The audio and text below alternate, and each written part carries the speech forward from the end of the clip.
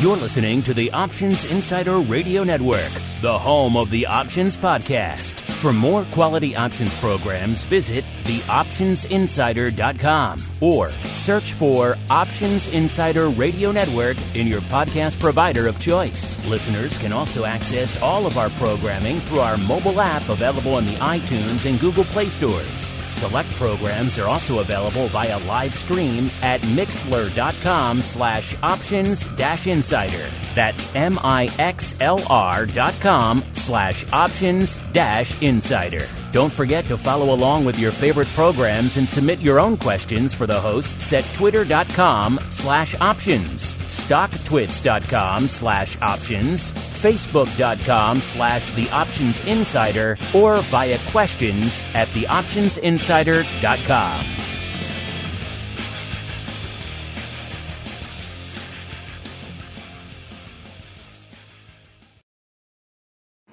Bitcoin, Ether, Ripple, Litecoin, and more. Cryptocurrencies and other digital assets are taking the financial world by storm. This exploding market provides everything a savvy trader needs: volatility, volume, and liquidity. Provided you know how to find it. That's where we come in. Welcome to the Crypto Rundown. Each week, we'll break down the latest trading activity, trends, and developments on everything from coins to tokens, futures, and even OTC options. If it's moving the crypto markets, then you'll find it on the Crypto Rundown. Now it's time to dive into the exploding world of cryptocurrencies and digital assets. It's time for the Crypto Rundown.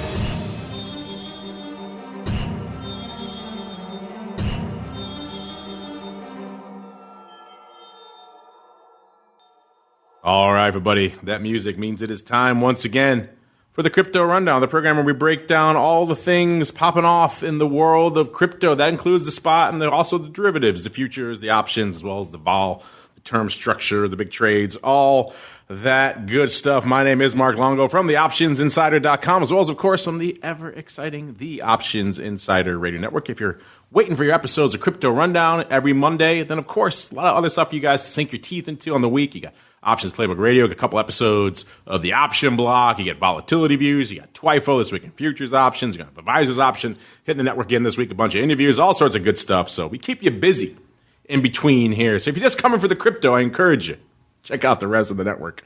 If you like those derivatives things, particularly the option side, we got a lot to keep you excited. I think if you're excited, I really should say, if you're not excited by crypto this week, then you're probably never going to be. What a crazy week. Let's get into it with our Bitcoin breakdown. It's time to explore the latest trading activity, trends, and developments across the world's leading crypto market. It's time for the Bitcoin Breakdown. All right, everybody, welcome to the Bitcoin Breakdown. This is indeed the portion of the program where we break down the week that was and indeed still is on the Bitcoin trading front across a variety of products and a variety of different venues, and the trades, the trends, unusual activity, volatility, all that good stuff. And my, oh my, what a week it has been since the last time we all gathered here together on the program. I guess you can sum it all up in one word: China.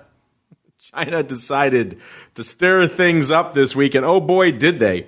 It's funny, though, coming into showtime, we're up pretty strong. We're up about 14, let's say about 1,200 handles from where we were this time last week, a little bit north of 9,400 coming into showtime here last week. We were a little bit shy of 8,200, so net on the week, a good run, but that doesn't tell the whole story, listeners. Of course, you had the Chinese president coming out this week and effectively talking up Bitcoin a little bit, saying they needed to, quote, seize the opportunity. He was speaking to the Political Bureau of the Central Committee on Beijing, and he said, effectively, we must take the blockchain as an important breakthrough for independent innovation of core technologies. So it doesn't sound like the most exciting thing, but it was enough to get the markets excited. Of course, he also went on to say necessary to implement the rule of law into the network in existing and future blockchain systems. You know, from a Chinese perspective, that means a lot of monitoring on their front end, which doesn't maybe go hand in hand with all things open on the blockchain side. But be that as it may, markets liking what they heard. He also called for the creation of what's called Blockchain Plus. That's a platform for personal development, education, employment, food, and medicinal safety, among other basic needs for China. This is all interesting because, of course, back in 2017, the People's Bank of China effectively banned cryptocurrencies. Now they're coming in and sounds like going guns blazing on the underlying core technology, which is, of course, the blockchain. And that was enough to, shall we say, move some markets. Huge week, just massive swing, about roughly 3,000 point swing on Bitcoin this week. That kind of upside, it kind of varies depending on where you're looking, which venue you're looking at. But pretty much we saw right after last week's show, we saw Bitcoin effectively getting crushed down to about near 7,300 on the downside. So getting into the Tuesday, Wednesday, later portion of the week, middle portion of the week, really saw it really testing that downside. So threatening, again,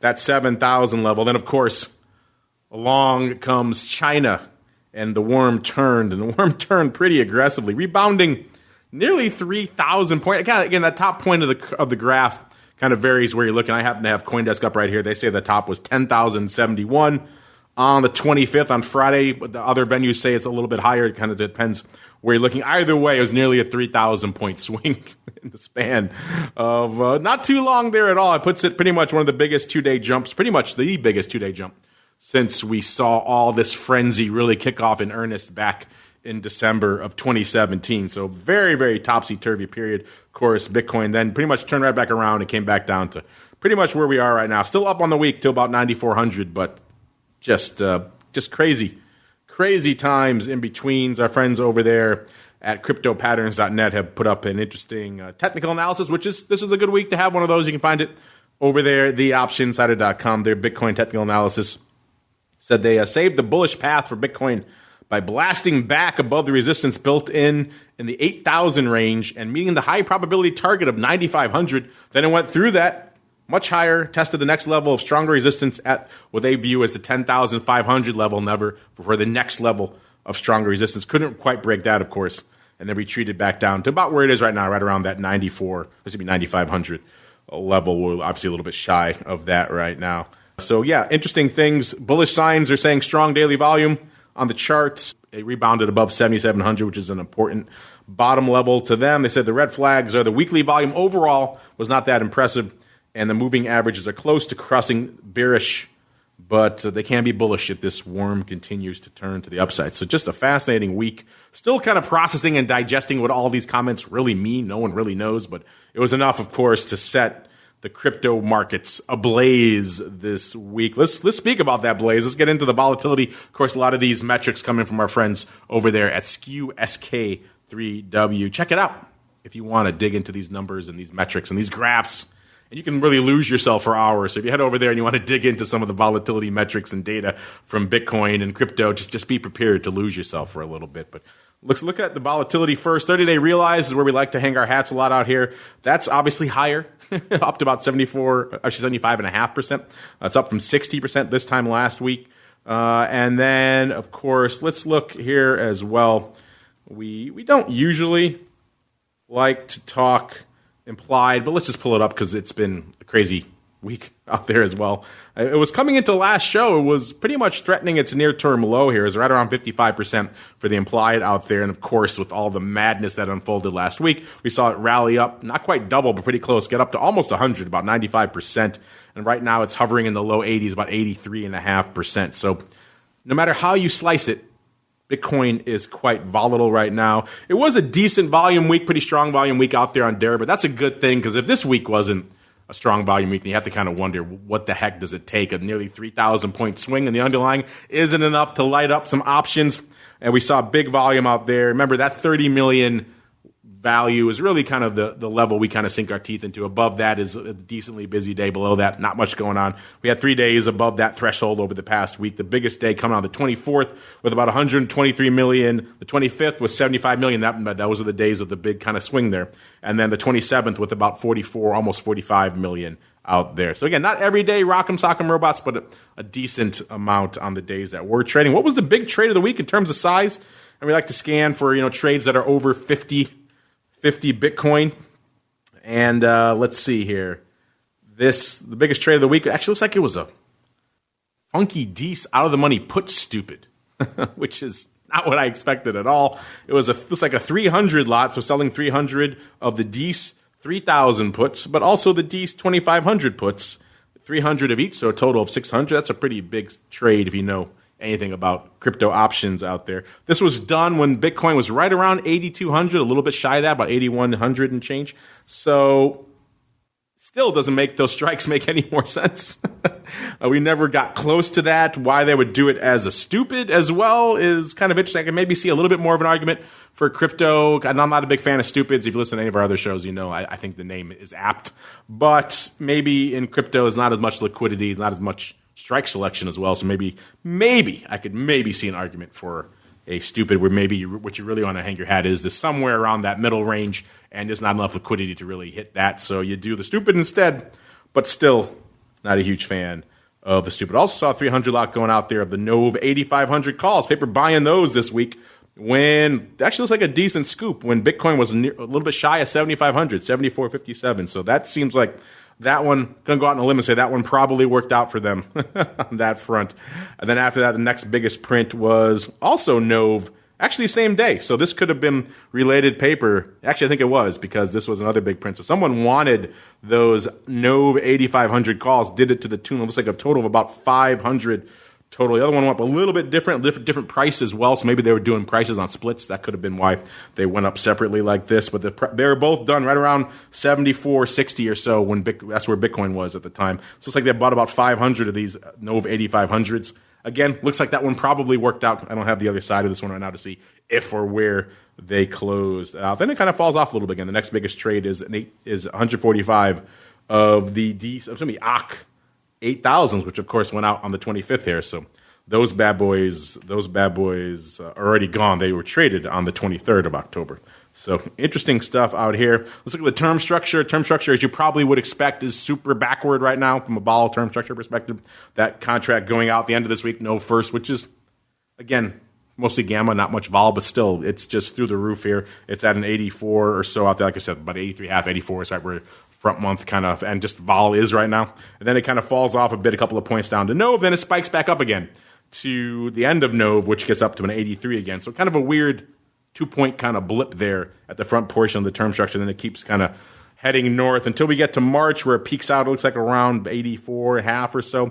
Then it falls off a bit again down to 83.5 for June. So kind of odd the way the term structure is shaping up out there right now.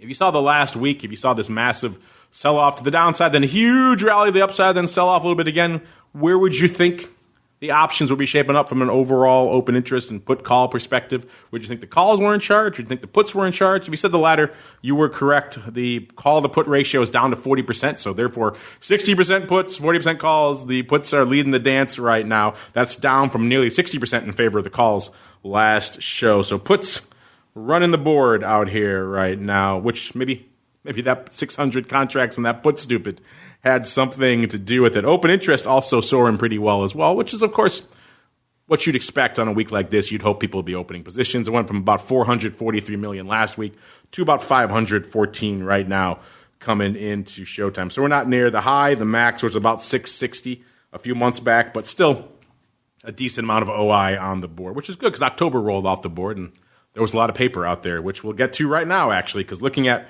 where the hot months are from OI perspective. Remember last show, October was number 2 with nearly 19,000 contracts. That all went off the board last week. So where did that paper go this week? It went out to Dees. Dees is even more firmly in charge now in the number 1 spot with about 27,500 contracts open out. That's up about 3 or so thousand from last week. So clearly not all of the ACH had nearly 19,000 contracts. Not all of that rolled out into Dees. It spread out amongst other months or just went off the board entirely. But still interesting to see that Dees is even more firmly in control. The next closest is the expiring on the 29th of November contract with about 8.6 thousand contracts out there, 8,600 contracts. So yeah, nothing even really close to threatening Dees. And then the contracts going out this week have about nearly 8,000, and that's pretty much close to what's going on in March with about 7,500 out there. Let's go on to the futures. see how those were playing along. As you might expect, pretty strong volume day and indeed a pretty strong volume week here for the Bitcoin futures over there on CME. Coming into showtime, they had done a little bit over 5,000 contracts today, and over the week, it was a pretty hot week. The big day was Friday, nearly 10,000 contracts on the tape. That's the most contracts we've seen go up out there in some time. Thursday, about 5,000. Wednesday, about 8,200, so a strong day on Wednesday there as well. Tuesday, kind of the laggard, a paltry 2,800, and Monday, about 4,200 on the tape over there. So yeah, when you're looking at the news for Bitcoin, it's kind of hard. Everything else kind of just got swamped, got washed away by all the things going on out there in China land as a result. Some people were interested in and excited about the fact that Bitcoin pretty much closing in on that 21 million level, which is, of course, the limit to Bitcoin. We had to hit about 18 million coins mined. I think that was as of last week. People worrying, hey, we already done 18. There's only 3 million left to go. This is going to be done pretty soon, but don't worry. As the math works out, the next 3 million Bitcoin, of course, the whole point of the halving is to reduce the incentive to do it and becomes a little bit more challenging to do it as well. So they'll be slower to mine and the rewards won't be there as much. So they expect, and these halvings occur every 210,000 blocks. So right now it's every 4 years on the current pace. And that's going to, of course, expected to reduce the supply every time by about 50%. So according to that math, the final Bitcoin should be mined in 2140. So we have over 100 years, actually 120 years for that to run out. That's a long time to go for the last 3 million. I have a feeling it probably won't take that long, but still interesting for all the folks who are wringing their hands over the future of Bitcoin. But now it's time to wring our hands over what the heck happened this week in altcoin. It's time to roll on into the altcoin universe. It's time to move beyond Bitcoin and find out what's moving the rest of the crypto marketplace. It's time to boldly venture into the altcoin universe. All right, everybody, let's do it. It's time to get altcoiny with the altcoin universe. I think I just coined a new adjective here for the show. But yeah, interesting stuff going on. Obviously, Bitcoin moving, the altcoin universe was moving this week as well. Coming into showtime here, let's run down the market cap really quickly. Bitcoin at about 170 billion. And then number 2, ETH with about 100. Actually, 100. I'm sure ETH lovers wish that was that level. No, about 19, almost 20 billion out there. Puts it about 11.65% market cap. XRP, our old friend Ripple, just a little bit shy of 12 billion. That puts it at about 7% market cap. Bitcoin Cash, number 4, a little bit shy of 5 billion. That puts it at about 2.85% market cap. Number 5, Litecoin, about 3.7 billion. That puts it at about a little north of 2, almost 2.2% market cap. Let's throw in our old friend EOS there as well. That's at about 3.4 billion. That puts it at exactly 2% market cap. Standard caveats apply, of course, for all those market cap numbers out there. Let's roll on into the week that was. From an altcoin perspective, let's start with our friend ETH. A huge week. It's funny, you come into Showtime, you think, not much really happened show on show with ETH. It's only down about 4 handles from where we were last week. Coming into Showtime, so right about 182 or so. Was at about 186 and change last show. So you think, not a huge week for ETH, but on the range side, this thing was moving, had nearly a 40 handle range this week, hit its low of right around 158 on the 23rd. And then, like everything else, turned right around and roared to the upside up to 194 on the 25th before settling back out pretty much right where we are right now, right around 182 again. So a huge week out there from an ETH perspective. Let's move on to our other friend here, Ripple, a.k.a. XRP, a.k.a. the name a lot of you love to love. Maybe that Ripple love is kind of fading a little bit now that it's kind of been lingering at these levels here for a little bit. Coming into Showtime yet again, it's kind of funny. This is the second or third week in a row now where XRP coming into Showtime is almost exactly unched from where it was last week, down to the fractions of a cent. And yet, that belies the kind of active week it had, where down to the downside, it broke 27 cents to the downside, got to about 26.60 on the upside, threatened 31, almost got up there. So once again, we're back north of 30. Everything's right with Ripple again. Well, not so much. Of course, it came back off and pretty much right back where we are right now and right back where we were last week, right at around 29 and change. Actually starting to threaten 30 a little bit again here, but still pretty much almost exactly unched from where we were last week. So Ripple caught a bid. Like the rest of the crypto market, couldn't really sustain it as the week went on. Litecoin, also another one, the net move on the week kind of belying its range here because it looks like, it's only up $2 from where it was last week, and yet right now it puts it at about a 58 and change right now coming into the latter portion of the show here. But yet on the week it got down to about 48.5 on the downside and a high of 62 and about a quarter on the upside. So a pretty impressive range out there, nearly 14 handles as well. So Litecoin rocking and rolling, but the big mover in the altcoin universe this week from a net point perspective was Bitcoin Cash. I think the technical term is a huge week. It's up net on the week over 40 handles from where we were this time last week, and that even undersells the range a little. It had not quite 80 points, about 72-point range here on the week. Dropped down to about 205 on the downside. Like I said, coming at short time right now, we're at about 266. And hit a high of nearly 277 on the upside. So a huge week, a huge range in Bitcoin Cash. Not exactly surprising that maybe with so much going on in Bitcoin that Bitcoin Cash would follow suit as well. But still, just a fascinating week out here in all things altcoin. I'm looking forward to the day when there are more derivatives listed on a lot of these so we can sink our teeth into exactly what's going on there. Maybe have some ETH futures, some options would certainly be nice. And of course, they exist on various platforms, but not quite to the level we need to really sink our teeth into them here. But soon, hopefully, we'll see more of that. Meanwhile, though, it's time for you guys to follow up with your crypto questions. You've got questions about crypto. Who doesn't? It's time to find out the answers to your crypto questions.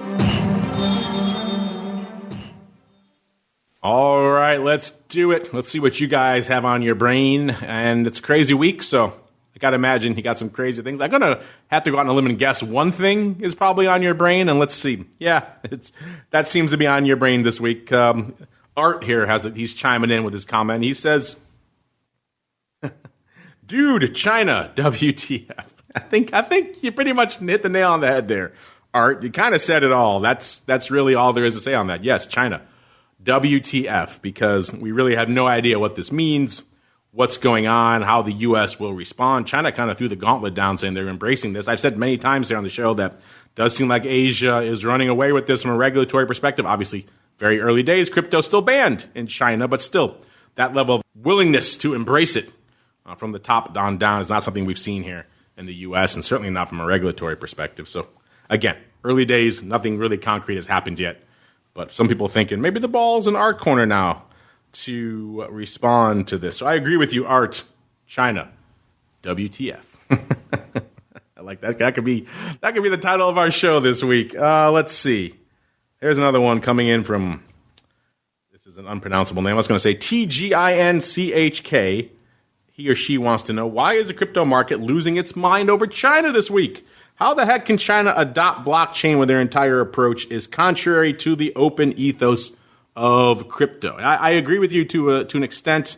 Obviously, China's top-down, highly regulated approach to all things, whether it's blockchain or crypto, is probably concerning to a lot of people out there who want to really, as you mentioned it, to support that open ethos around the space. But again, we have to be careful not to conflate the underlying and underpinning technology of the blockchain with the crypto trading that we all love here on this show. It is possible to adopt the blockchain and to implement some of those strict controls that I'm sure China will want. It's not what people here want, of course, but it's what they're going to want. So it is possible to do that and use the fundamental technology for that purpose.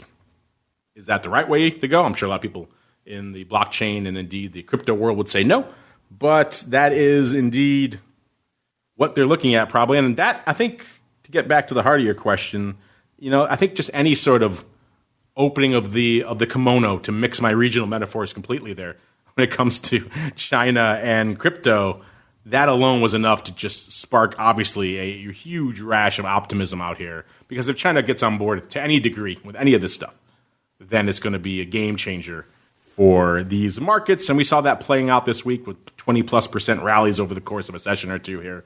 Clearly, people were a little, shall we say, irrationally exuberant because those highs didn't last.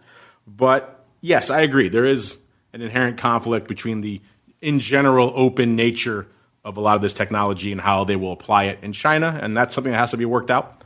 But I think just the general level of interest, opening the doors to a lot of potential new players and utilizers of the technology, as well as hopefully potential owners and traders of a lot of these assets, that was enough to get people excited. But see the comments from our friend Art earlier, China, WTF. All right. Let's go to Deletor. I like that name, Deletor. Deletor wants to know, any talk of backed options?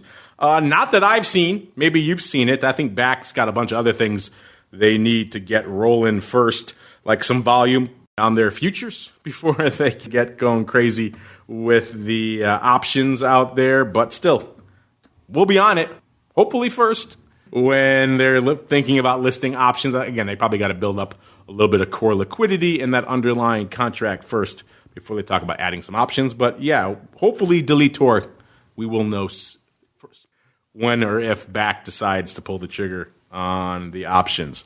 All right, another related question. This comes from NextGen. NextGen wants to know, will the Back consumer app turn the page on the volume? If you're not familiar with what they're talking about, Back announcing, might have been today. Yeah, it's today. A consumer, what they're calling a consumer-facing app to help retail customers transact with cryptocurrencies. If you're familiar with kind of the backstory there, one of the reasons people were so excited about it is had a lot of big name backers out there, including Starbucks. And Starbucks want people to use this and spend it in their stores, obviously. That's why they're part of this. So they're going to try to launch an app that helps people go, I'm assuming, to Starbucks and maybe Microsoft, I know they're part of this as well, and use those backed currencies to transact for actual physical goods. That's the plan there, at least, as well. They said we'll be launching a consumer app to make it easier for consumers to discover and unlock the value of digital assets, as well as ways in which they can transact or track them. Merchants gain access to a broader set of customers with expanded spending power.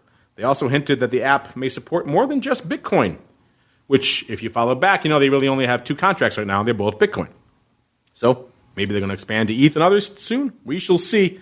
So this also kind of speaks to what we talk about a lot on the show of late as well, which is that kind of blurring of the lines of the role of a quote-unquote exchange in the crypto space versus what is traditionally the role of a broker, or in this case, a vendor, really, of some sort of consumer-facing retail app, which sounds like it's about more than just trading. It's actually buying goods and services. So the roles of what an exchange versus a broker versus a vendor, what they really are in the crypto space, are extremely blurry.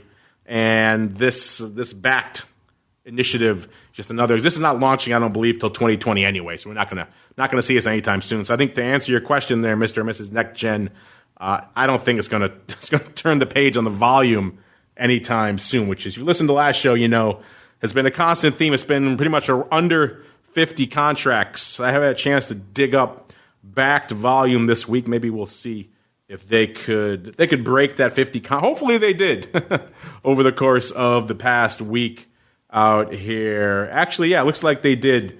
They did break that level here. We saw a big move out here. We saw a lot of volume in the CME futures. Backed volume exploding, as they term it, 260%. They traded 11 million worth of notional in the 24-hour period when the markets were going crazy. They traded 1,183 Bitcoin futures contracts. That's obviously 1-to-1, so that's 1,183 Bitcoin. That compares to 331 contracts the day before. So that's definitely a new record for Backed, and you would hope that would be the case this past week, right? Because if they're not going to set a new record last week, then when are you going to do it? So maybe that will give all you out there who are doing a lot of hand-wringing about Backed some hope for the future. Because, again, we want all these products to succeed. It's better for you guys at the end of the day. So they got a little bit of volume last week. Obviously, they couldn't maintain it, but neither could the CME futures out there. That was a relatively aberrant spike out there. But still, interesting to watch, and we'll certainly be watching Backed with increased interest in the coming months. All right, unfortunately, listener, that's all the time we've got here. A little bit of a shorter show this week, taking a break from The hot seat's been full of late.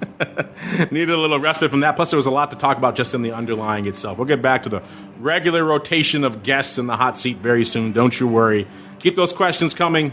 We love to hear from you guys. You guys are really the reason we do this show, of course, peering into all things going on in the world of crypto derivatives. And again, enjoy that other content. Hit the network throughout the rest of the week, and we'll see you back here next Monday for more of the Crypto Rundown.